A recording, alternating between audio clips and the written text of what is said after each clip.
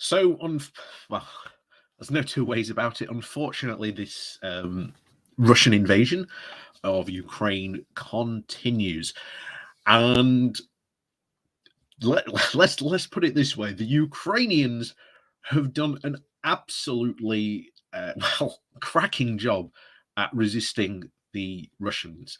Even the West's very own intelligence said, "We do not think Ukraine is going to last a week," but they've lasted a lot more and lot longer than that.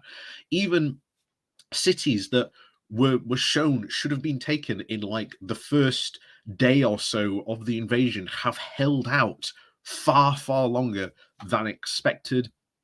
And again, it is purely because of um, essentially the will to fight, and it does come down to that, the will to fight of the Ukrainian people fighting against the Russian invaders. There's no two ways we can put this about it. That's what it has been, and it has been that drive and that will to resist, not just again militarily, but we've also got to applaud the people who we've seen in recent days and weeks um, protesting against these Russian soldiers, forming like human blockades against like tanks and vehicles, and approaching them in the streets, going, why are you here? Leave! We don't want you here.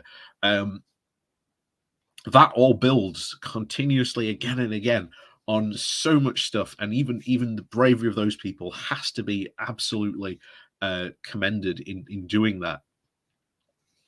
But of course, we have to look at the reality on the ground. Now, unfortunately, as I've said before, they have not stopped the invasion currently. They've slowed it down to a crawl, ultimately through, again, conventional warfare, unconventional warfare, and also more hilariously, but most of this, from what we maybe have seen, maybe seems to be also the reason for the slowness of this advance is because Putin just did not prepare his army. It seems they were basically told, go to the border, now, okay, charge that way, and just see what happens. We've seen vehicles break down. We've seen Russian soldiers or Spetsnaz, as they're being called, having to break into Russian, Ukrainian, shops and things like that, so that they can get food to eat because they have not been given enough food to do this. We've seen many captured Russians basically saying, "We had no idea what we were doing." Of course, the first big one was, well, we just thought we were doing reconnaissance. We weren't even told that we had to come in and kill anyone. And they surrendered en masse, an entire unit of Russian soldiers. And we have been seeing that constantly, of a theme of Russian soldiers just surrendering because they don't want to fight. And as we said before, that will to fight of the Ukrainian people, the more they show that, the more they demonstrate that, the less the Russians want to fight as well. So again, it is something definitely, of course, important. But as I said, the reality of the ground is that sooner or later, we have seen, obviously, the current, shall we say, size of the Russian army being sent to the border clearly was the first lot. We've seen a call up of reservists by Putin, but also there are talks of conscription and currently martial law. I don't know if that actually got called in or not. It was very much a thing of this weekend that Putin was going to do it.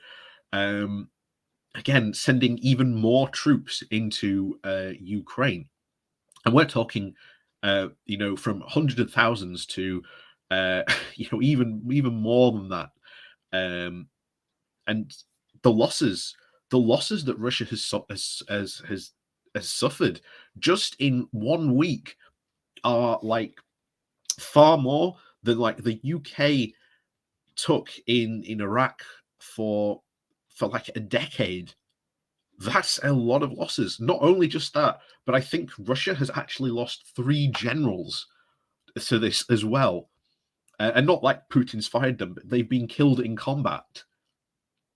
That's a major blow that you've lost that type of, organizational, structural command and control just in that short time. That is insane. There is something evidently wrong, obviously, in the Russian military, and I think again it is down to the corruption that Putin has fostered over the years.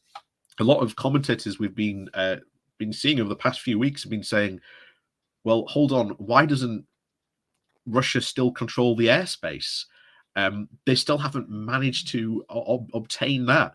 They seem to be failing at like some of the most basics of modern war, which again a country like Russia that again claims to be a superpower is insane crazy. But anyway, we're just going to take a look at the map that we've got here.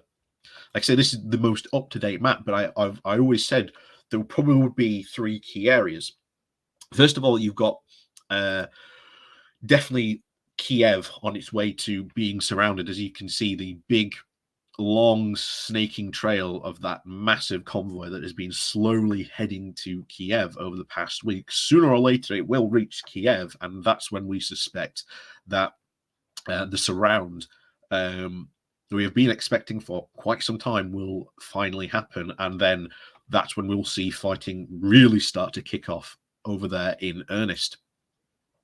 We've also had, again, those advances from the north as well. Most of them have been, again, heading towards Kiev. But again, here in Kovnid, one of the main cities, again, meant to be very, very pro-Russian, but they are putting up one heck of a defense against being taken. But of course, the big, obviously, one you've got to talk about is the Donetsk and Luhansk regions. Pretty much, as you can see, there's been an outbreak there, but that's been stopped. There's been an outbreak there, but again, that's been stopped. Most of the line of conflict has overwhelmingly been held by the Ukrainians. And I do suspect somehow that, as you can see, this is the line of the Luhansk region. I somehow suspect once that happens, Putin will just hand over control, obviously, to the pro-Russian militias and say, there you go, guys. And then I think we might actually start to see peace talks. But of course, one of the most areas we've actively seen in all this fighting so far has been down in the south. And as I said before, there's a lot that we've said this going back to our initial conversations weeks ago, that this is all about Crimea and securing this corridor, and again getting Luhansk and the Luhansk and Donetsk regions again annexed into Russia would essentially give this massive landmass now to Russia that they can hold more effectively rather than just holding all of eastern Ukraine or but again, of course, it allows them to supply Crimea more. I highly suspect in the next couple of weeks, if that again starts to happen and those regions start to form, because again you can see the way that they are pushing up in those 2 regions is going to end up being surrounding the army that is holding that border. So the Ukrainians are going to have to retreat, or else they will get surrounded. They will have no option to, I suspect, in the next coming couple of weeks. That is when I suspect we might see, shall we say, Putin take the peace talks a bit more seriously when he has those 2 regions under his control, as well as the territory that he wants down in the south. So that is the current update of the conflict. Obviously, there was the attack by the Russian by the Russians on the nuclear reactor, which again incredibly worrying. We've had, of course, 3 ceasefires now being broken by Russia, firing on fleeing civilians from a couple of the cities. as I said before, I think this is very much going to go more from bad to worse, but we have seen some incredible resistance and some incredible will to fight by the Ukrainians. And again, I do hope that they keep that up because, as I've said before, the more time they buy, every minute, every hour, every day they buy, every day they can delay that Russian advance, buys them more time for more weapons, more supplies, more ammo, more time to prepare traps, booby traps, you know, for to again stall the Russian invasion even more. So good on them for obviously doing that. But obviously that's the current update from what we've seen so far. But of course, as always, thank you very much for watching. Please do remember to hit that like, share, and subscribe button on your way out. And of course, down below there are links to my Patreon page and a one-off donation link called Buy Me Coffee, where you can buy me coffee. And as always, thank you very much for watching, and we'll see you all